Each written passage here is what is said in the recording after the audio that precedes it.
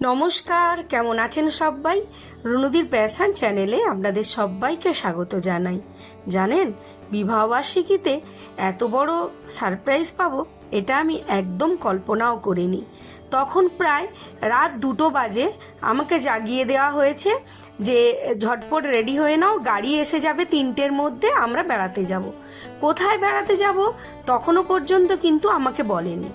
তারপর আমাদের গাড়িটা গিয়ে দাঁড়ালো একটা পেট্রোল পাম্পে পেট্রোল নেওয়ার জন্য। তখন আমার হাজব্যান্ড বলল আমরা এখন কেওনঝর বেড়াতে যাচ্ছি। তার আগেই ছেলে মেয়ের সঙ্গে আলোচনা করেই নিয়েছিল। আর দুজনে মিলে কীরকম করছে দেখুন, একটু ভিডিও নেব তাও দুজনকে একসঙ্গে পাচ্ছি না। আর এই যে আলো আঁধারিতে গাড়িতে করে ট্রাভেল করার মজাটাই আলাদা। যদিও আগে ছোটোবেলায় বাসে করে অনেক জায়গা ঘুরতে গেছি, কিন্তু হোল ফ্যামিলি মিলে এই যে গাড়ি করে যাওয়ার মজাটাই আলাদা। দেখুন, যখন অন্ধকার থেকে আস্তে আস্তে সকাল হতে শুরু করে তখন কি ভালো লাগে জায়গাগুলো। উড়িষ্যায় বেশিরভাগ জায়গা কিন্তু ফাঁকা ফাঁকা, আর এত মনোরম হয় যে উড়িষ্যায় গাড়ি নিয়ে ঘুরতে বেরিয়ে পড়লে খুব ভালো লাগে। আমরা যেখানে যাচ্ছিলাম কেওনঝড়ের যে রাস্তাটার মধ্যে চারিধারেই প্ল্যাটু মানে ছোট ছোট পাহাড়ে ভর্তি ছিল, আর ছিল খুব ঘন জঙ্গল। তবে আমার মেয়ে ওর বন্ধুদের কাছ থেকে গল্প শুনেছিল যে ওখানে আবার জঙ্গল থেকে মাঝে মাঝে হাতিও বেরিয়ে আসে। যদি ভাগ্যে থাকে হয়তো আমরাও সেই হাতির দলকে দেখতে পাবো। তবে আমরা ভোরবেলা সবার আগে ওখানে পৌঁছে যাব যে নামকরা ওখানে তারিণী মায়ের মন্দির আছে, সেই মন্দিরে। যেহেতু বিবাহবার্ষিকীর সকাল, তাই আমরা ঠিক করে নিয়েছিলাম সবার প্রথম মায়ের দর্শন করব। আর আপনারা তো সবাই জানেন আমরা কিছুদিন আগেই আমার শাশুড়ি মাকে হারিয়ে ফেলেছি।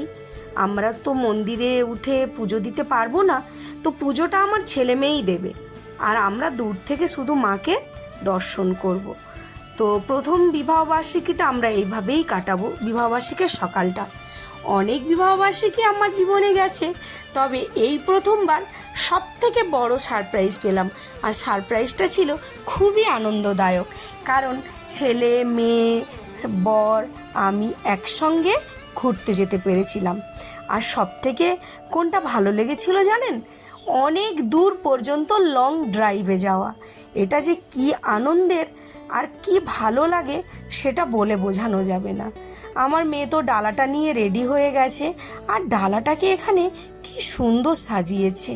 এত ভালো লাগলো যে পুজো দেওয়ার আগেই মনটা ডালা সাজানো দেখেই সুন্দরভাবে ভরে গেল।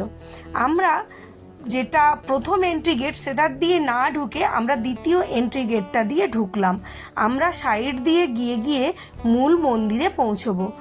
তো মূল মন্দিরটা ওই যে দূরে দেখতে পাচ্ছেন চূড়োটা দেখা যাচ্ছে, ওটাই হলো মূল মন্দির। তবে কতখানি ভিড় আছে দূর থেকে দেখে কিন্তু সেটা বোঝাই যাচ্ছে না। দেখতে আমরা মন্দিরের সামনে পৌঁছেও গেলাম। দেখুন মন্দিরের সামনে কি ভিড়। আমরা পৌঁছে গেছিলাম প্রায় 6:20 বাজে। তখন এত ভিড়, তাহলে কত সকাল থেকে মানুষজন এখানে এসেছে। তবে এখানে আরও একটা নিয়ম আছে। এখানে আপনি যতগুলো নারকলের পুজো দেবেন ততগুলো নারকলের জন্য লাইন দিয়ে প্রথমে টোকেন নিতে হবে, আর প্রত্যেকটা টোকেনের মূল্য হচ্ছে 10 টাকা করে। যে যটা নারকল পুজো দেবেন তাকে তটা টোকেন কাটতে হবে, পার টোকেন 10 টাকা করে। আমরা একটা নারকল নিয়েছিলাম, তো ওই একটা নারকলের জন্য 10 টাকা দিয়ে আমরা একটা টোকন কেটেও নিয়েছিলাম। তারপরে মন্দিরের ভেতরে যখন আমরা ঢুকলাম লাইন দিয়ে, তখন মন্দিরে আরতি চলছে। প্রায় 1.5 ঘন্টা মন্দিরে আরতি চলল, আর অতক্ষণ আমরা ভিড়ের মধ্যে ঠেলা ঠেলি লাইন দিয়ে দাঁড়িয়ে রইলাম। এত ভিড় যে না সামনে থেকে দেখলে কল্পনাও করা যাবে না। কিন্তু মন্দিরের ভেতরটা তো আর ভিডিও করতে দিল না, তাই ভিডিও করতে আর পারলাম না। তারপরে আমরা পুজো দেওয়ার পরে চলে এলাম ব্রেকফাস্ট খাওয়ার জন্য। আমি নিয়েছিলাম কচুরি আর তরকারি, আর আমার হাজব্যান্ড, আমার ছেলে ওরা নিয়েছিল, আমার হাজব্যান্ড নিয়েছিল দই বড়া আর আমার ছেলে নিয়েছিল মশলা ধোসা, আর আমাদের সঙ্গে যে ড্রাইভার ছিল ও নিয়েছিল দই বড়া। খাবারগুলো কিন্তু খুব টেস্টি ছিল, তাই আমরা পেট ভরে জলখাবারটা খেয়ে নিলাম, কারণ কোথায় আবার কি পাবো কে জানে। সুরজ একটু হাই করে দাও। ব্রেকফাস্ট করার পরে আবার আমরা গাড়ি নিয়ে বেরিয়ে পড়লাম। এখন কোনো একটা ওয়াটারফলসেও আমাদের নিয়ে যাচ্ছে, তো ওকে জিজ্ঞেস করলাম, ও তখন বলল আমরা যাচ্ছি এখন সানাঘাগরা ওয়াটারফলস।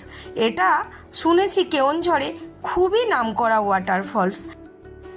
আমার আবার জানেন সমুদ্রের থেকে পাহাড় খুব পছন্দের জায়গা, আর যদি এরকম অনেক দূরে দূরে লং ড্রাইভে গিয়ে কিছু দেখা যায় সে তো এত আনন্দদায়ক হয় যে সেটা ভাষায় আমি প্রকাশ করতেও পারি না।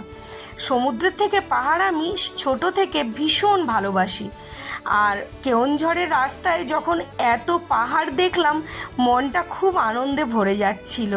দূর থেকে পাহাড়গুলো দেখা যাচ্ছিল, মনে হচ্ছিল দৌড়ে গিয়ে পাহাড়গুলো একটু চড়ে ঘুরে আসি। সমুদ্রও ভালো লাগে, তবে পাহাড়টা আমি সব থেকে বেশি পছন্দ করি। তবে আপনারা কে কোনটা বেশি পছন্দ করেন আমাকে কিন্তু অবশ্যই জানাবেন।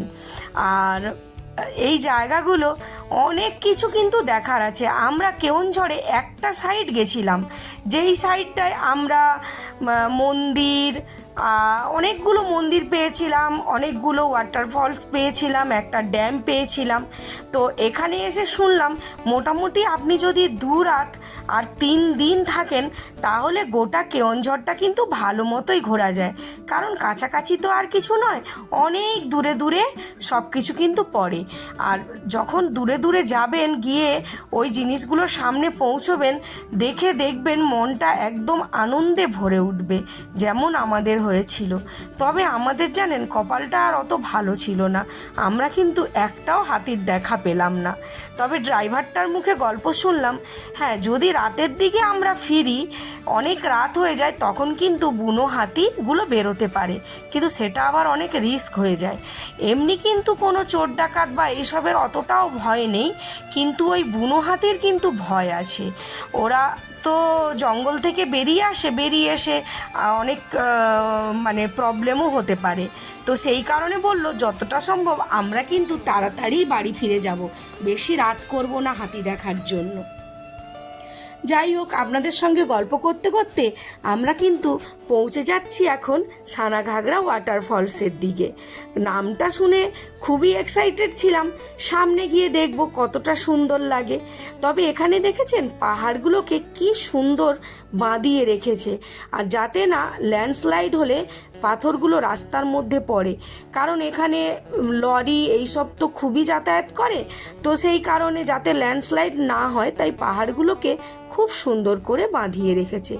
আমরা চলে এলাম এখন সানাঘাগরা ওয়াটারফলস। এখানে দেখছি যে প্রচুর পিকনিক করার জন্য মানুষজনও এসেছে, যদিও আজকের দিনটা ছিল রবিবার, আর রবিবার মোটামুটি সবারই প্রায় ছুটির দিন থাকে, তাই পিকনিক করার জন্য প্রচুর মানুষজন এখানে কিন্তু এসেছেন। আর আমরা এই যে দেখছেন একটা কি সুন্দর শিবের মূর্তি দেখা যাচ্ছে, আর ওর পাশেই লেখা আছে সানাঘাগরা। জায়গাটা খুবই ভালো লেগেছে, ফাঁকা আর জঙ্গলে ভরা। জঙ্গলে আবার একটা একটা করে সব পশুদের মূর্তিও আঁকা আছে। প্রথমে ভেবেছিলাম হয়তো অরিজিনাল কিছু দেখতে পাবো, তবে অরিজিনাল দেখতে পেলে সত্যি একটু ভয়ই লাগতো। সুন্দর করে সিঁড়ি করে দেওয়া আছে, সিঁড়ি দিয়ে আমরা উঠে চলে গেলাম। তো খুব একটা বেশি কষ্ট হলো না, খুব তাড়াতাড়ি আমরা ওখানে পৌঁছে গেলাম। জঙ্গলটা দেখে খুবই ভালো লাগছিল, আর ওয়াটারফলসের আওয়াজটা দূর থেকে যখন পাচ্ছি তখন মনটা খুব আনন্দ লাগছিল যে আমরা অবশেষে ওয়াটারফলসের কাছে পৌঁছে গেলাম।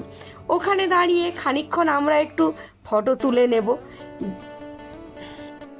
আমার বর তো ভীষণ এক্সাইটেড, আমার ছেলেকে বলছে এই সুন্দর করে আমারও একটু কিন্তু ওয়াটারফলস নিয়ে ভিডিওটা করবি।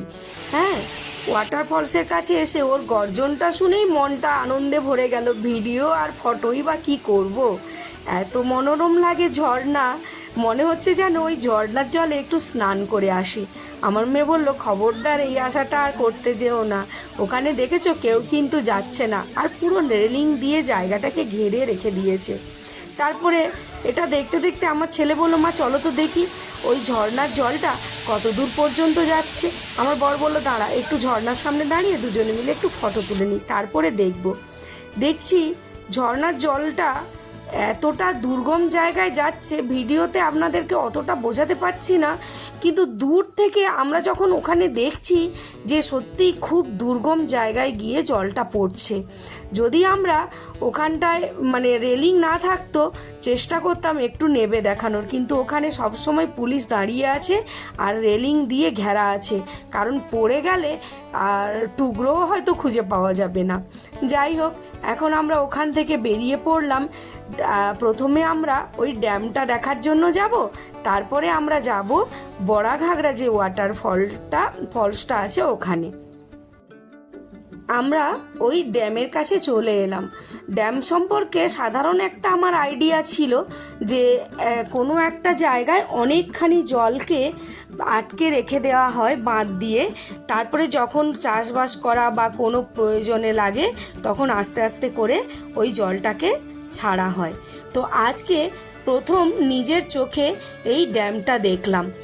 দূর দূরান্ত পর্যন্ত জলটাকে আটকে দিয়ে রাখা হয়েছে। আর তারপরে শুনলাম আমার বরের মুখে উড়িষ্যায় তো এমনিতেই নদীগুলোতে গরমকালে জল থাকে না, আর যখন চাষবাস করার জন্য জলের প্রয়োজন হয় এখান থেকেই জলটা ছেড়ে দেওয়া হয়। তারপরে আমরা এবার যাচ্ছি বড়াঘাগরা ওয়াটারফলস। বড়াঘাগরা ওয়াটারফলসও ওই ড্যামেরই ঠিক পাশটাতেই। এই ওয়াটারফলসটা দেখে খুবই ভালো লাগলো। আর যেখানে জলটা পড়ছে তার ওপরে খুব সুন্দর করে প্লাস্টিক দিয়ে বাঁধিয়ে রেখে দিয়েছে, যাতে মানুষজন ওই জলটার ওপরে গিয়ে দাঁড়িয়ে ঝর্ণাটাকে খুব সামনে থেকে উপভোগ করতে পারে। আর খুব সুন্দর করে বানিয়েও রাখা হয়েছে সমস্ত কিছু। যাই হোক, ওটা আমাদের দেখার পরে আমরা চলে এলাম এখানে একটা জগন্নাথ মন্দিরের কাছে। কিন্তু জগন্নাথ মন্দিরে এসে দেখলাম প্রায় 12টা বাজে, আর ওখানে মন্দিরের তালা ততক্ষণে বন্ধ হয়ে গেছে। আমরা ওখানে জগন্নাথ দেবকে দর্শনও করতে পারবো বলে মনে হচ্ছে না। তবু ভেতরে ঢুকে দেখি, ও মা, তাই তো ভেতরে ঢুকে দেখলাম সত্যিই মন্দিরটা বন্ধ হয়ে গেছে। আমাদের ভাগ্যে আর জগন্নাথ দেবের দর্শনটাই হলো না। তারপরে দেখলাম এখানে কত ছোট ছোট বান্দর রয়েছে। সে বাঁদরগুলো আমাদের পেছন পেছন আসছে আর ওরা আমাদের সঙ্গে সঙ্গে যাচ্ছে। আমার মেয়ে তো প্রথমে খুব ভয় পেয়ে গেছিল, যাবে না বলছিল। তা আমরা বললাম চল, ওরা কিচ্ছু করবে না। অনেক বাঁদর এখানে ঘুরে বেড়াচ্ছিল, দেখে কিন্তু একটু ভয় ভয়ও করছিল যে যদি এসে ওরা কামড়ে দেয়। এখানে আরও অনেক মন্দির রয়েছে ভেতরে দেখার জন্য, কিন্তু যেহেতু 12টা পার হয়ে গেছে তাই বোধহয় দেখতে পাবো না। আর এখানে একটা খুব সুন্দর ফরেস্ট আছে, ফরেস্টের মধ্যে এখন ঢোকা অ্যালাউ নেই। আর চলে এলাম আমরা এখানে হনুমানজির মন্দিরে। ওখানে আবার দেখছি হোমযজ্ঞেরও ব্যবস্থা রয়েছে। এই দেখুন, একটা বাঁদর বসে বসে আমাদের দেখছে। আর এখানে আরেকটা জিনিস দেখলাম, আমরা মন্দিরে যেমন লাল কাপড় এইসব বাঁধি, এখানে আবার এসে দেখলাম কালো কাপড়ও বিক্রি হচ্ছে দোকানটায়। ভাবলাম যে এসে জিজ্ঞেস করব যে কালো কাপড় এখানে কেন বিক্রি হচ্ছে। তারপরে দেখলাম একটা মন্দিরের সামনে গেটের মধ্যে অনেক কালো কাপড় বেঁধে রাখা। তারপরে যখন আমরা ওটা দেখে বেরিয়ে এসে ভাবলাম দোকানদারকে জিজ্ঞেস করব যে এখানে কালো কাপড় কেন এই গেটের মধ্যে বেঁধে রাখা হয়েছে। ততক্ষণে এসে দেখলাম উনি আবার ওনার দোকানটা বন্ধ করে বাড়ি চলে গেছেন। তাই এটা আর বুঝতে পারলাম না কেন এই গেটটার মধ্যে কালো কাপড় বেঁধে রেখেছে। কাছাকাছি কেউ ছিলও না যে এই কথাটা জিজ্ঞেস করব। যাই হোক, এটা আমাদের কিন্তু কাছে একটা নতুন অভিজ্ঞতা হলো। এরপর আমরা চলে এলাম আরও একটা জগন্নাথ দেবের মন্দিরে। কিন্তু আমি আমার ছেলে, বরকে, মেয়েকে বলছিলাম যে দেখ এখানেও আবার ঠাকুরের আমরা দর্শন পাবো কি না। ঠাকুর যদি আমাদের ভাগ্যে দর্শন লিখে রেখে থাকে তাহলে নিশ্চয়ই আমরা পাবো। তারপরে দেখি একজন আমার মেয়েকে ডাকছে যে ঠাকুরের ভোগ দেবেন বলে। তো আমার বর বলল চলো চলো গিয়ে একটু ভোগ খাই, তাহলে ঠাকুরের নিশ্চয়ই আশীর্বাদ আছে আমাদের ওপর। তারপরে ভোগটা নিয়ে আমরা খেয়ে দিয়ে যখন পেছন দিকে হাতটা ধুতে গেলাম তখন একটা প্রভু বলছেন চলুন মন্দিরের ভেতরটা খুলে দেব। এই দেখুন এই যে বিছানাগুলো দেখতে পাচ্ছেন এটা জগন্নাথ দেব, বলরাম আর সুভদ্রার বিছানা। ওনারা তখন ঘুমোচ্ছিলেন বলে তাই মন্দিরটা বন্ধ ছিল। ওই প্রভুজি পেছন থেকে আমাদের ডেকে নিয়ে এসে ঠাকুর তোলা হয়ে গেছে বলে আমাদের ভেতরটায় নিয়ে গেলেন। এরপর আমরা চলে এলাম আবারও একটা শিব দুর্গার মন্দিরে। আপনাদের আগেও বলেছি ভুবনেশ্বরটা হচ্ছে একটা মন্দির নগরী, কিন্তু এখন দেখছি এখানে কাছাকাছি মানে গোটা উড়িষ্যাটাই মনে হচ্ছে মন্দির নগরী। যেখানেই যাচ্ছি মন্দিরে মন্দিরে ভরা। এই মন্দিরটাও এসে দেখছি বন্ধ হয়ে গেছে। আমরা যখন এখানে পৌঁছেছি তখন প্রায় রাত 8টা মতো বাজে। তো 8টার মধ্যেই এখানে ঠাকুরকে শুইয়ে বন্ধ করে দেওয়া হয়েছে।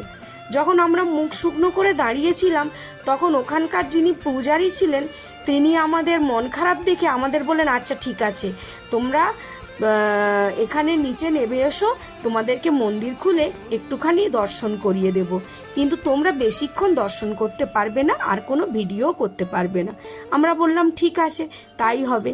তখন আমরা ঢুকে ভেতরে গিয়ে আমরা শিব পার্বতীর মূর্তি দর্শন করলাম। এটা জানেন একটা হচ্ছে নদীর পাড়ে মন্দিরটা। আর এখানে আরও একটা আশ্চর্য জিনিস দেখলাম, এখানে মন্দিরে একটা পেছন দিকে নদীর যে পাড়টা আছে ওখানে যজ্ঞ হয়। আর ওই যজ্ঞকুণ্ড যখন অনেক জন মিলে ওখানে যজ্ঞ করে, ওই যে দেখুন যজ্ঞকুণ্ডটা রেডি করাই আছে। যেহেতু আজকে তো রাত হয়ে গেছে সব কিছু বন্ধ হয়ে গেছে, দিনের বেলা এলে হয়তো এই যজ্ঞের দৃশ্যটা আপনাদের দেখাতে পারতাম। যাই হোক সারাটা দিন বিবাহবার্ষিকীর দিন খুব আনন্দ করেই কাটালাম, খুবই ভালো লাগলো। আপনাদের কেমন ভালো লাগলো ভিডিওটা আমাকে অবশ্যই কমেন্টে জানাবেন আর আমাদের আশীর্বাদ করবেন সারা জীবন যেন আমরা এইভাবেই আনন্দ করে কাটাতে পারি। আমার ভিডিওটা যদি আপনাদের ভালো লাগে তাহলে একটা লাইক দেবেন, আর আমার চ্যানেলে যদি নতুন বন্ধু হয়ে থাকেন তাহলে প্লিজ প্লিজ প্লিজ বন্ধুরা আমার চ্যানেলটি সাবস্ক্রাইব করবেন।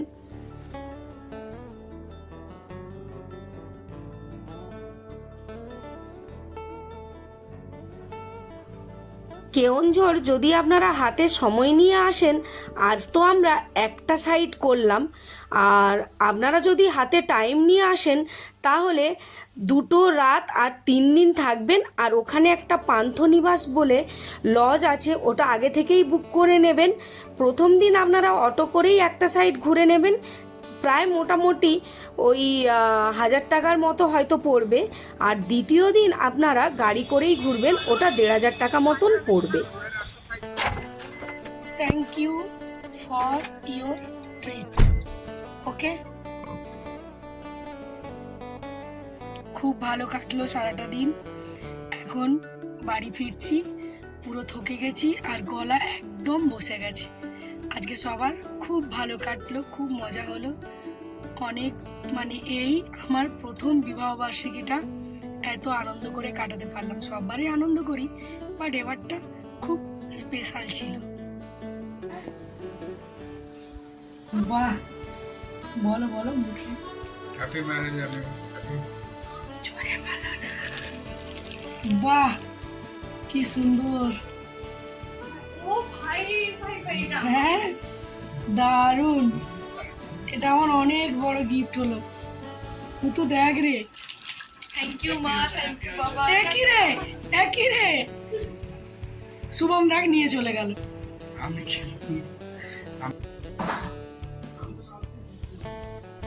লবাবদার, তাই মাশরুম লবাবদার, মশলা কুলচা, চিকেন কি এটা? চিকেন টিক্কা বাটার মশলা। ও এই যে ওরা দুজন এখন খেতে বসে গেছে, এরপরে আমরা বসবো। স্টার্ট কর। স্টার্ট তো করেই দিয়েছি।